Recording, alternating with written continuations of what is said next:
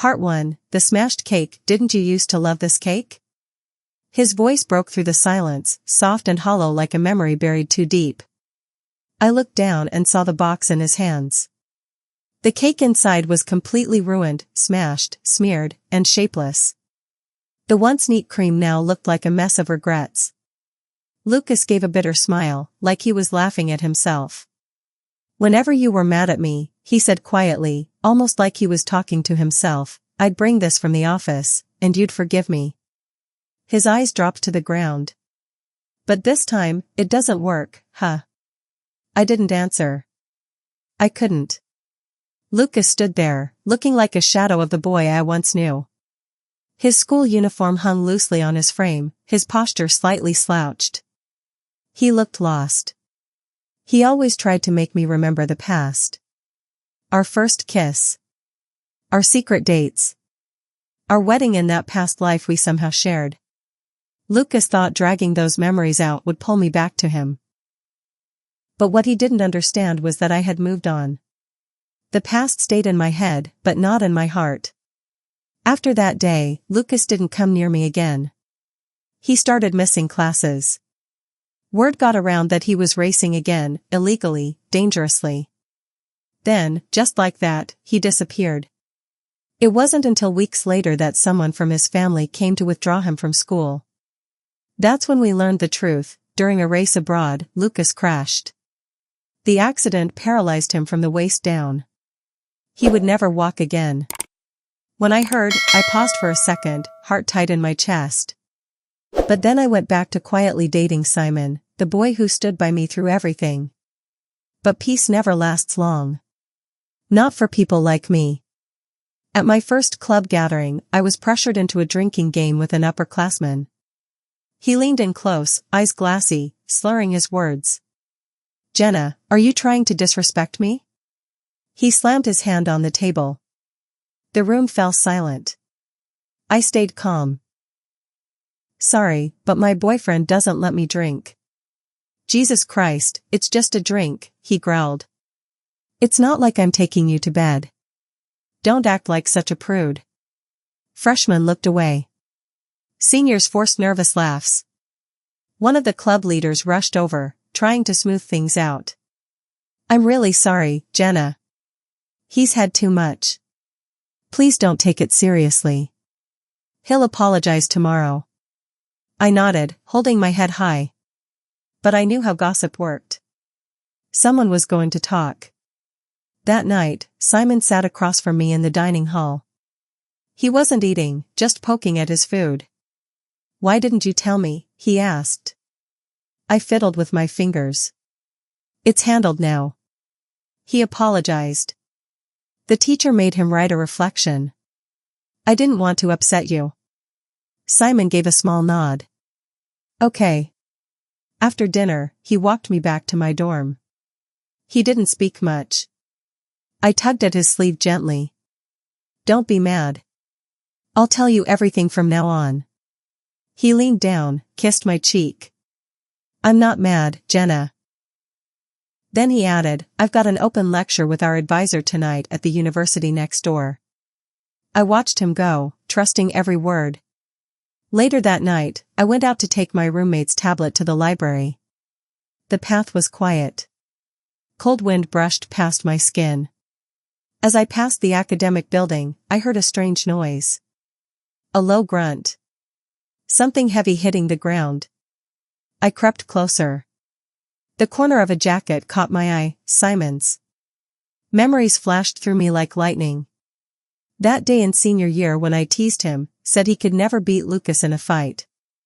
The look on his face then, full of quiet rage. The way he carried me up the mountain without saying a word. Now, he stood with his back to me. A golf club in one hand. Blood on the tip. On the ground was the same upperclassman from the club dinner, curled up and shaking. Simon crouched down, tapping his face with the club. His voice was calm, almost casual. There won't be a next time. Got it? Yes, yes. I swear. If I see Jenna again, I'll walk the other way. I stepped out of the shadows. The guy looked up, saw me, and bolted like he'd seen a ghost. Simon didn't move. The golf club slipped from his hand. Clattered to the ground. I walked over and took his hand. "Don't bottle it all up," I said gently. "I'm not scared. I'm not mad either." He held my hand loosely, then squeezed tighter. "Why?" he whispered. "Because you did it out of love," I said. "You hate what he did. And you love me enough to stop before it went too far. You thought about our future." I sat him down on a bench, cleaned the tiny flecks of blood from his cheek with a wet wipe. "But next time," I said firmly, "don't use violence. You're going to be someone important. These things could ruin everything." Simon chuckled softly. "Why are you so sure I'll be someone great? What if I just end up in a regular office job?" I leaned on his shoulder. "Then life will be easier. Less stress. Either way, I think you'll be amazing." Half asleep, I murmured, "I should buy expensive insurance. Just in case someone tries to steal another organ from me. The payout might be big." Years passed. Simon graduated top of his class.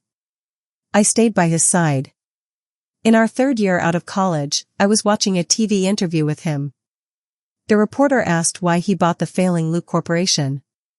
I smiled, digging through a box of his old things.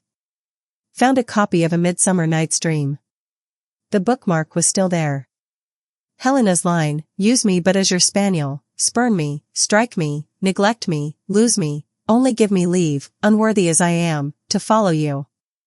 He had written it out by hand. Simon's note, a yearning to be loved.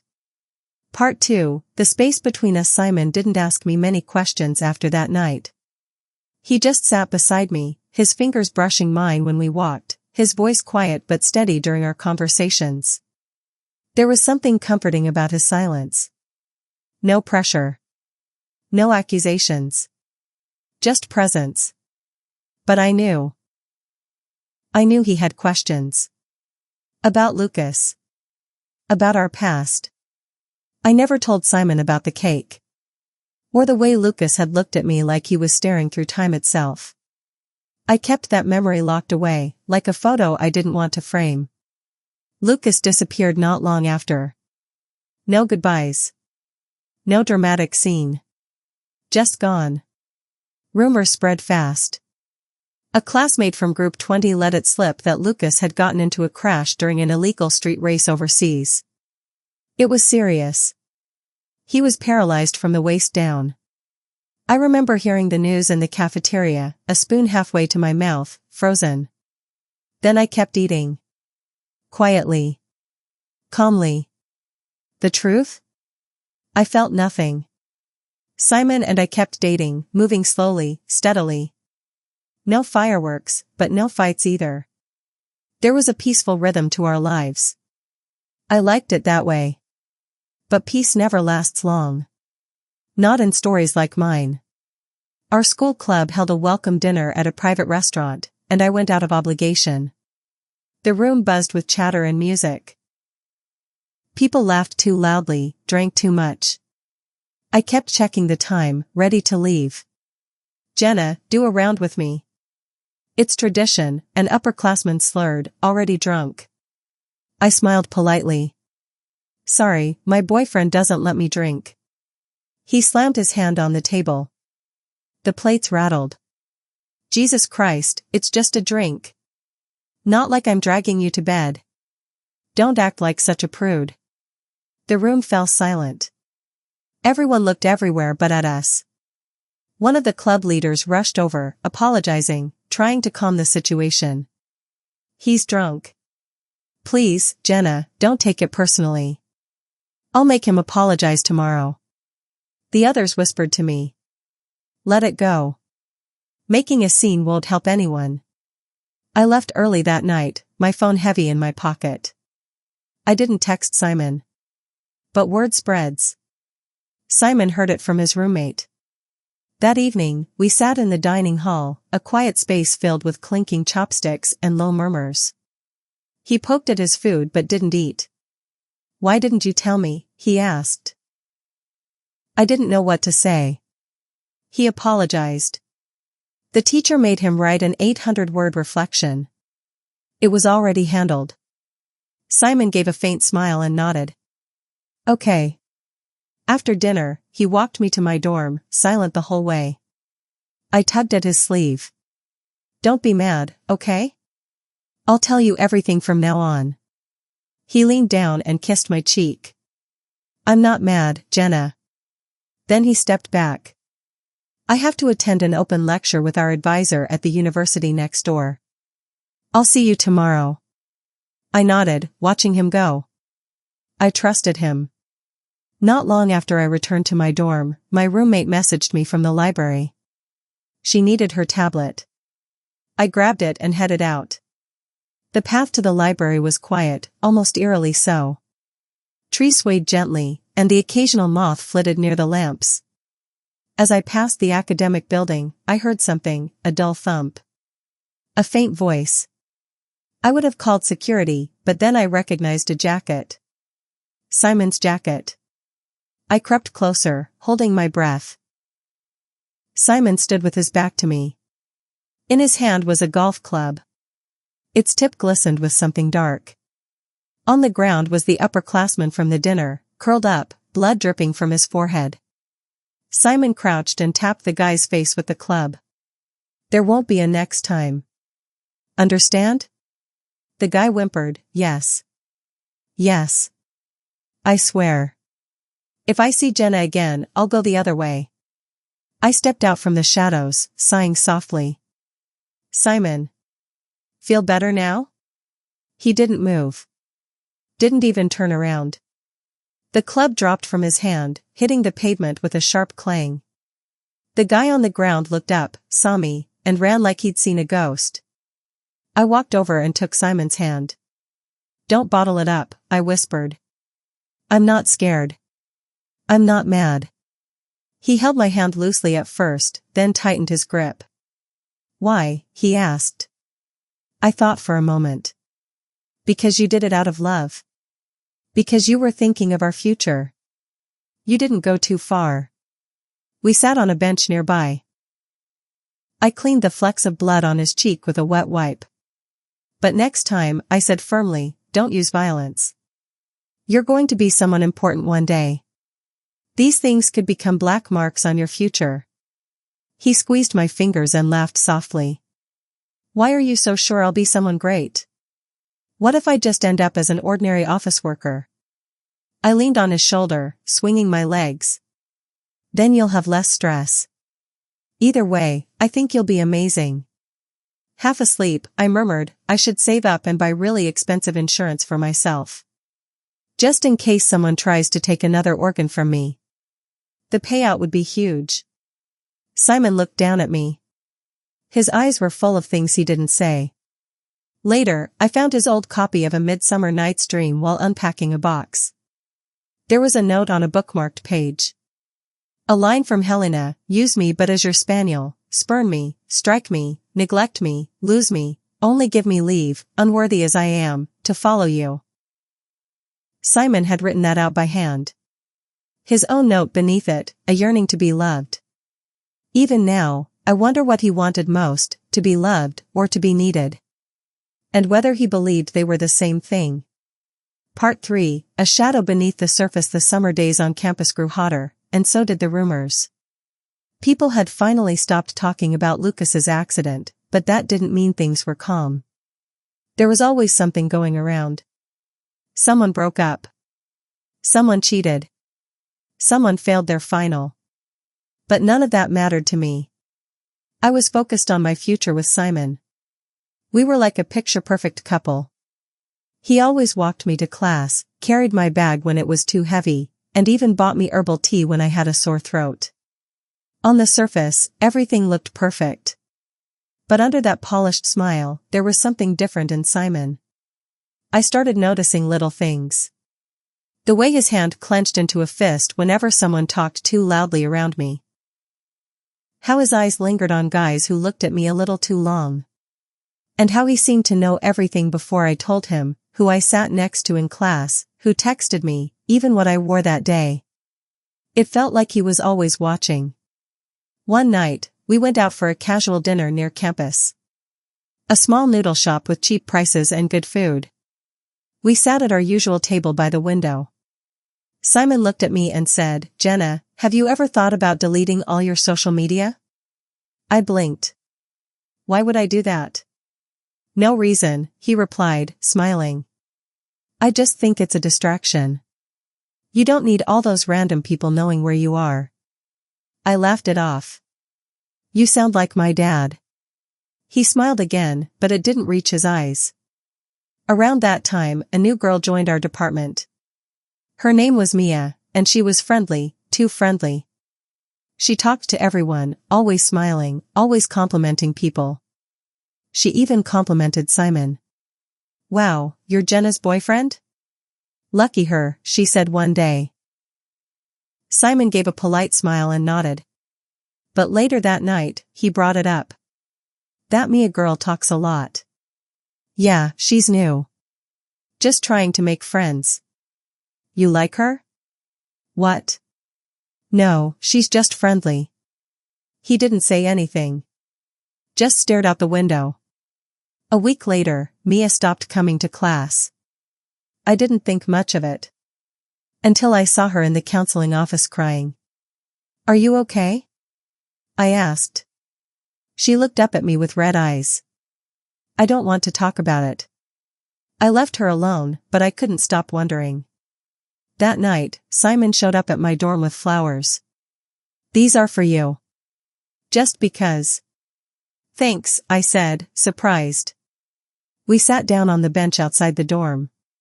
He leaned close and asked, "Do you trust me, Jenna?" "Of course." He smiled. "Then don't ever doubt me." A month passed, and the weird feeling in my chest wouldn't go away. One afternoon, I overheard a conversation between two classmates in the library.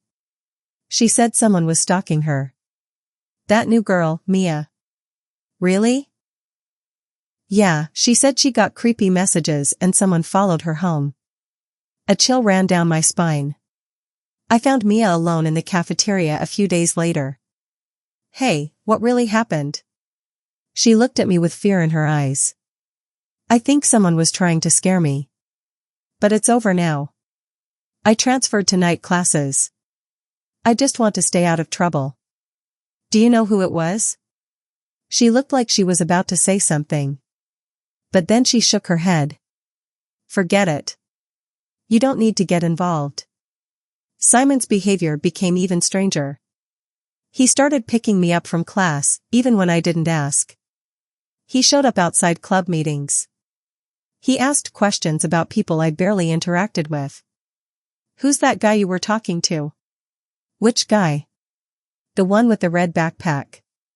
He's in my group project. Keep your distance." It wasn't a request. It was a command.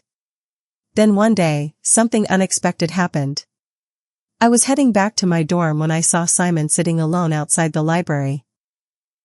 He was holding a small, worn-out book in his hands. I walked over and sat next to him. "What's that?" "A Midsummer Night's Dream." "Shakespeare? Since when do you read that?" He smiled sadly. "There's a line in here. Helena says, 'Use me but as your spaniel, the more you beat me, I will fawn on you.'" I frowned. "That's kind of dark." "Yeah. But sometimes, love feels like that." That night, I had a dream. I saw Simon standing in the rain, covered in blood. His eyes were empty. He whispered something, but I couldn't hear it. When I woke up, my hands were shaking. Something was wrong. And it wasn't just in my head. Simon loved me. That much I was sure of. But love shouldn't feel like a trap. I started keeping a journal. Writing down everything. Every strange moment. Every odd sentence. Every time someone around me changed or disappeared. I needed to understand Simon. Before it was too late. Part 4, Shadows Behind the Smile. I didn't see Simon for 2 whole days.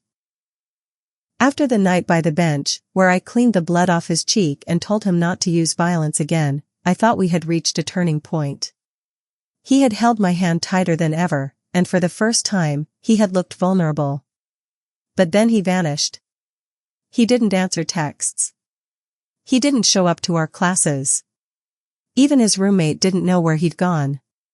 My heart felt heavier with each passing hour. I told myself he was probably reflecting, maybe feeling guilty. But a small part of me, just a tiny part, felt uneasy. That scene behind the building haunted me. The blood. The golf club. His cold calmness. On the third night, he returned. I was in the dorm lobby, arguing with the vending machine that swallowed my coins, when I heard the familiar click of his shoes. I turned around so fast I almost lost my balance. "Simon!" I gasped. He looked tired. His shirt was wrinkled, his hair uncombed. But his eyes, they were soft. "I'm sorry," he said simply. I needed time to think. I nodded and walked beside him in silence until we reached the bench behind the academic building again. That place had become our quiet spot. He sat down, his voice low. "Jenna, when I saw that guy touch you, force you, I remembered something." "What?" I asked. He stared into the dark sky. "Back in high school. My stepfather used to hit my mom. And I never did anything. I was just a kid, but I hated that feeling, being weak. Watching someone I love get hurt and doing nothing." I stayed silent. "That's why I snapped," he whispered. "It wasn't just about you. It was about everything." I placed my hand gently on his. "You're not weak now, Simon. But hurting someone doesn't make you strong either. You've already protected me. That's enough." His grip tightened. "I want to protect you forever." For a while, that promise seemed real. Things returned to normal, or at least, they pretended to. Classes continued. Group projects came and went. Simon became busy again, often working late nights at the business department's startup lab. He told me he wanted to create something big before we graduated. Meanwhile, Lucas remained a ghost in the background. After his accident, news spread that he'd moved abroad for treatment. No one heard from him. I tried not to think about him, though sometimes, in the quiet hours, I wondered if he was okay. Then came the gala. Every year, the university held a winter gala where selected students from each department would showcase their work, and alumni would return to scout talent or invest in startups. Simon was invited to present. He wore a black tailored suit and looked like someone born to shine under the lights. I wore a long navy dress with silver details, simple but elegant. "You look beautiful," he whispered when he saw me. "You too," I smiled.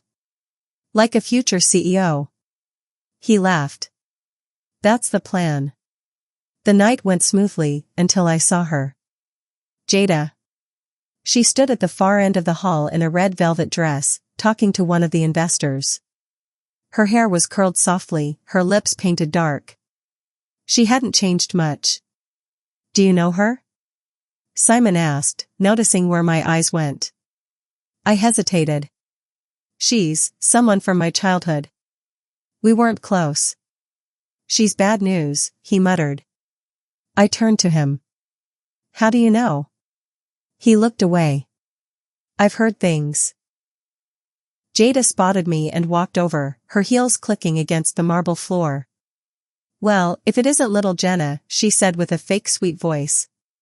"Still hiding behind other people to feel brave?" Simon stepped forward, his eyes narrowing. "Walk away." But Jada only smiled wider. "Careful, Simon. That temper of yours might scare your precious girlfriend." I grabbed his arm. "Let's go. She's not worth it." We turned away, but her next words froze me in place. "Did he tell you yet?" she said loudly. "About Lucas? About the deal he made behind your back?" I spun around. "What are you talking about?" She grinned. "Oh dear. He hasn't told you. I guess some secrets are better hidden, right, Simon? Simon's jaw tightened, but he didn't say a word. He simply pulled me away and led me to the rooftop garden, where the music was muffled, and the cold air bit at our skin. I faced him. What did she mean? He sighed. It's nothing. Simon. He ran a hand through his hair. Fine. Lucas's family reached out to me, before the accident. I blinked. Why? They knew you and Lucas had history. They wanted to offer a deal. If I promised to stay away from you, they'd back my business. My heart sank. And you, agreed? No, he snapped. I told them to shove their money. But then the accident happened, and they disappeared. I didn't want to tell you because I didn't want you thinking you were just a pawn. I stepped back. Why didn't you tell me earlier? Because I was afraid, he whispered. Afraid you'd doubt everything. The wind blew through my hair, cold against the warmth of my tears. I wasn't crying because I thought he'd betrayed me, but because he'd chosen to carry everything alone. You should have trusted me, I said softly. I'm sorry, he murmured. He reached out and pulled me into a hug. For a long time, neither of us spoke. The city lights blinked far below, and for the first time, I wondered how many more secrets were waiting to be uncovered. As we left the rooftop, I noticed a shadow moving near the fire escape. A figure stepped back into the darkness before I could get a clear look. A chill ran down my spine. Someone was watching us. And I had a feeling this was only the beginning. Part 5, the ghost that returned. The figure I saw on the rooftop haunted me for days. I didn't tell Simon. Not because I didn't trust him, but because I didn't want to worry him. Or maybe, deep down, I was scared he already knew who it was. Classes moved on. Projects stacked up. Life acted normal.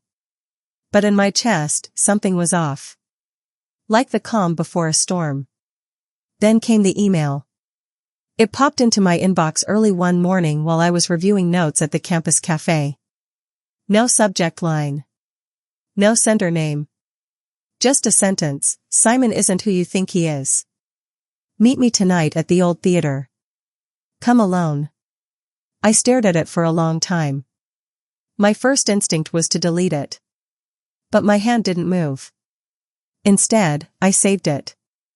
I didn't tell anyone. Not even Simon. That evening, after pretending to study late at the library, I walked to the abandoned campus theater.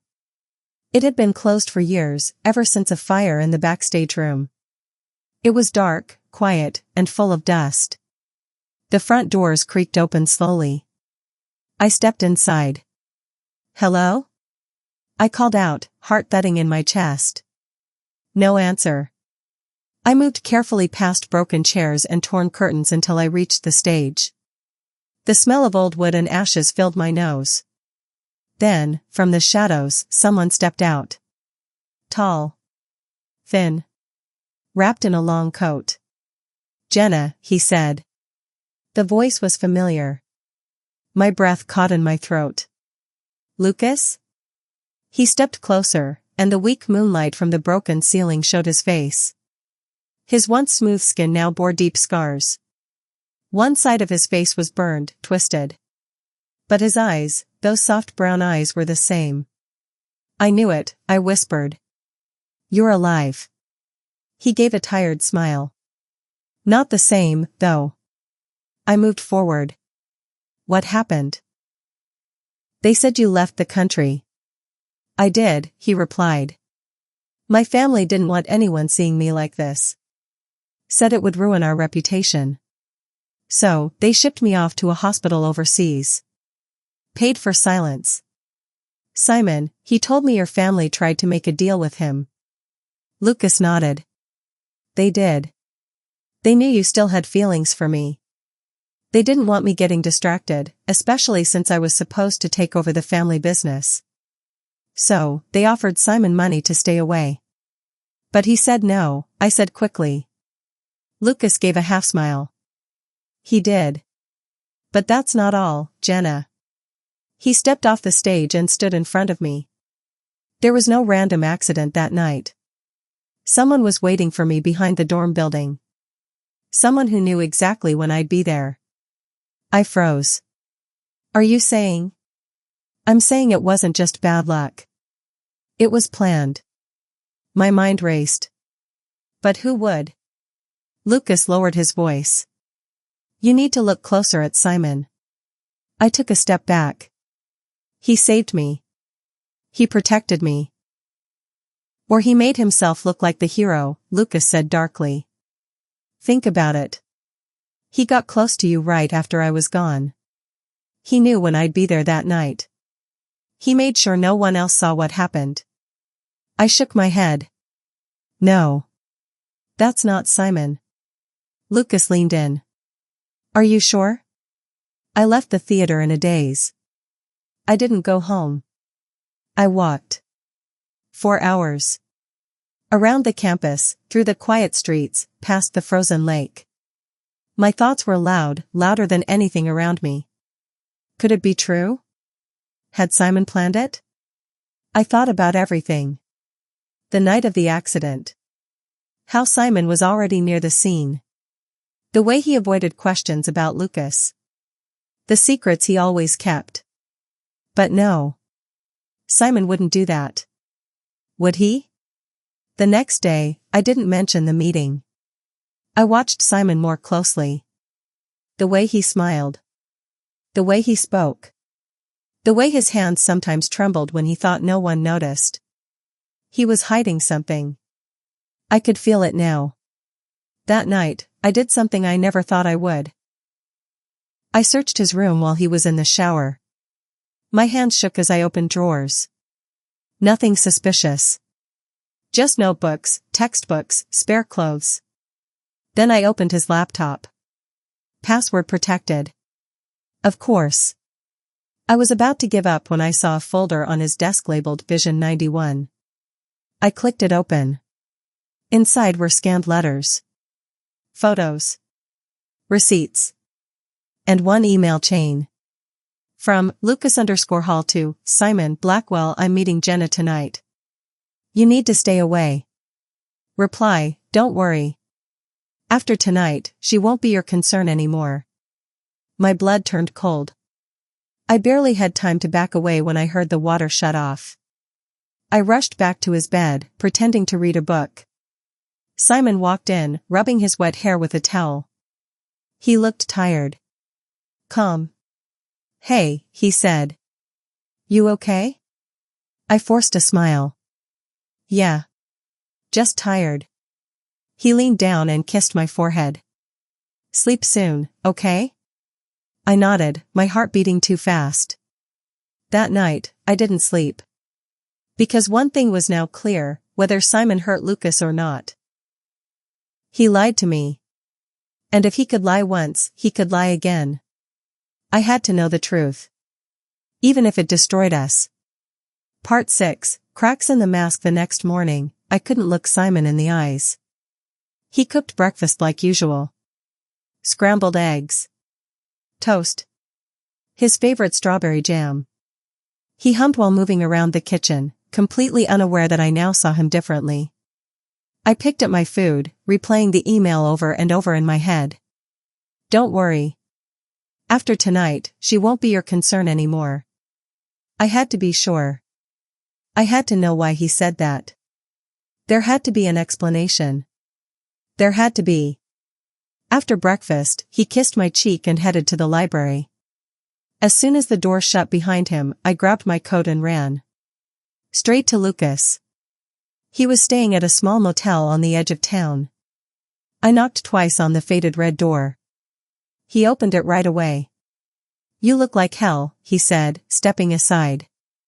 I read the emails, I said, walking in. I saw what Simon wrote. Lucas nodded slowly. And? I need proof. Not just words.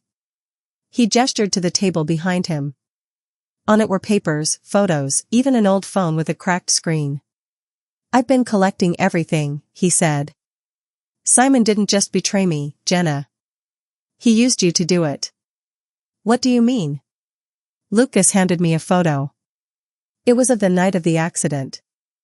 A blurry figure stood by the bushes near the dorms. He was half turned away, but the posture, the jacket. It looked like Simon.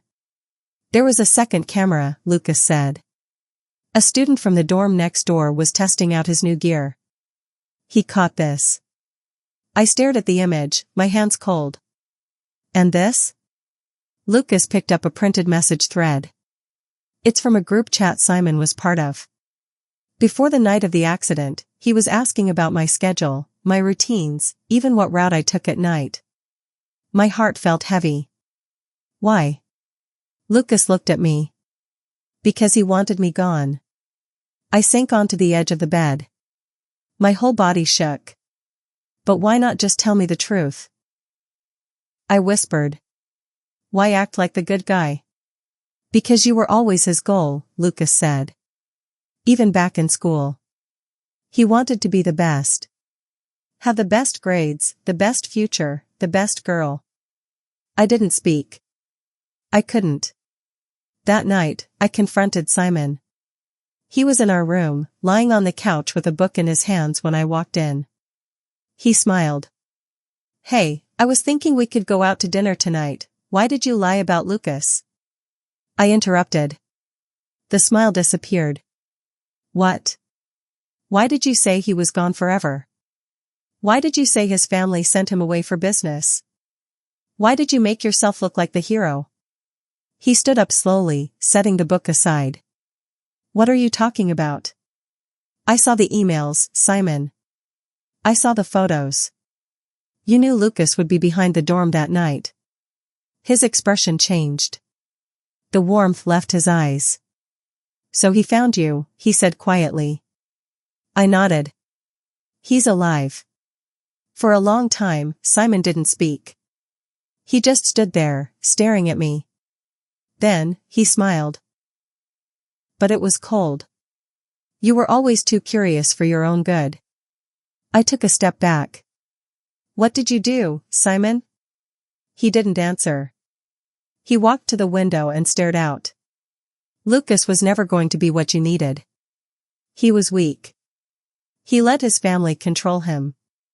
He let his feelings control him. That wasn't your choice to make. It became my choice when I saw what they were doing to you.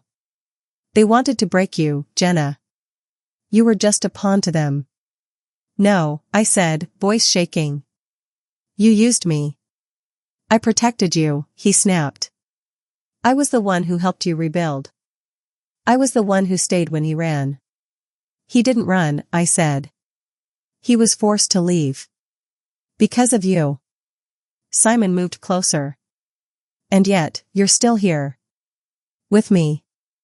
That has to mean something. It means I was fooled. He laughed softly. You don't get it, do you? You think Lucas came back for justice? He came back for revenge. He doesn't love you. He wants to ruin me. Maybe he does, I said. But at least he didn't lie to me. Simon's jaw clenched. So what now? You're leaving me? I stepped toward the door. I already have. I left the apartment without another word. I didn't know where I was going, but I couldn't stay. I didn't go to Lucas. I needed space. Time to think. I went to the lake instead, the frozen one we used to skate on. The one where Lucas first told me he loved me. I sat by the edge and watched the ice sparkle under the moonlight. Behind me, I heard footsteps. I turned quickly, heart pounding, but it was just Lucas. I thought you might come here, he said, sitting beside me. I looked at him. He admitted it.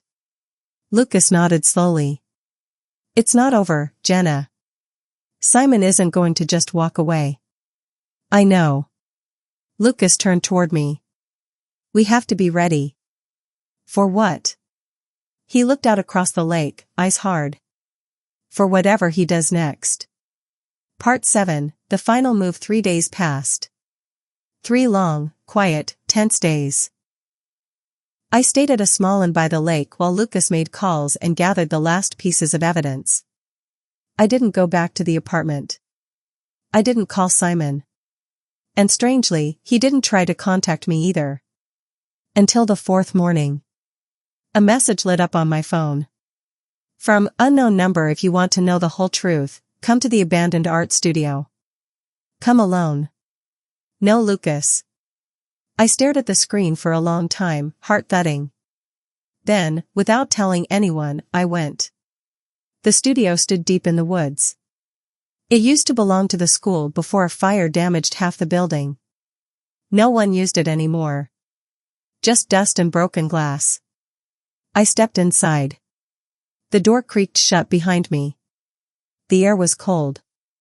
Still. Too quiet. Then I heard footsteps. Simon appeared from the shadows. He wore a long coat, his eyes darker than I'd ever seen them. You came, he said, smiling. I wasn't sure you would. I want answers, I said, standing tall. All of them. No more games. He walked slowly toward me. You really think Lucas is the good guy in all this? I don't know what he is. But I know what you are. He paused, tilting his head. And what's that? Someone who hides behind charm. Someone who destroys people and calls it protection. Simon's smile faded. I did everything for you. No, I said. You did it for control. You liked having power over me. Over him. Over everything.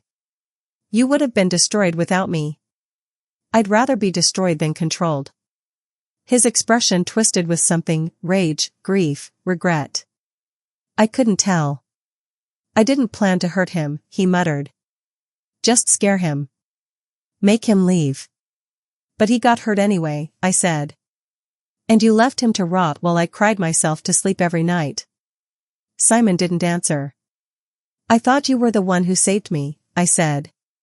But you were the one who broke me. Then I heard another voice. She's not alone. Lucas stepped out from behind a broken canvas. I hadn't told him I was coming, but he knew. Of course he knew. Simon's eyes narrowed. You followed her.